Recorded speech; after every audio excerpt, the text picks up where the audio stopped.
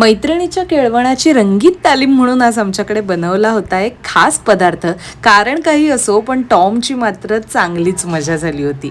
त्याच्यासाठी मम्मीने आणली होती कोळंबी, ज्यामध्ये हा टाकला कोकमाचं आगळ, मग लसूण थोडी ठेचून घेतली कारण खलबत्ता नवीन घेतला होता.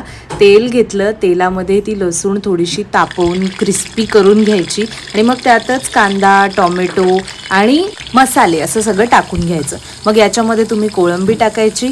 त्याच कोळंबीमध्ये थोडासा थिकनेस यावा म्हणून आमचा जो घरचा आपला वाटपाचा मसाला असतो ना, जो मला वाटतं प्रत्येक कोकणी माणसाच्या तर घरात असतो, कांदा आणि खोबऱ्याचा मसाला, तो थोडासा टाकायचा. पाणी टाकायचं.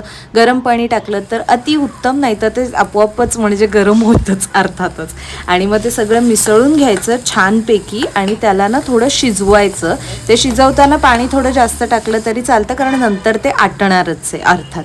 मग तुमच्या चवीनुसार मीठ टाका. कोळंबी जेव्हा साफ केली होती तेव्हासुद्धा मीठ लावलं होतं, त्यामुळे मीठ थोडं प्रमाणात, जरा अति करू नका.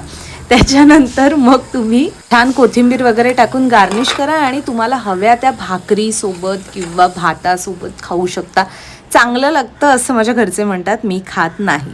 आता केळवणाचं मी मेन्शन केलं ते कोणाच्या, तर माझी खूप जवळची मैत्रीण आहे, तिचं लवकरच लग्न होणार आहे आणि तिला मी केळवणासाठी येत्या काही दिवसांमध्ये आमंत्रण दिले.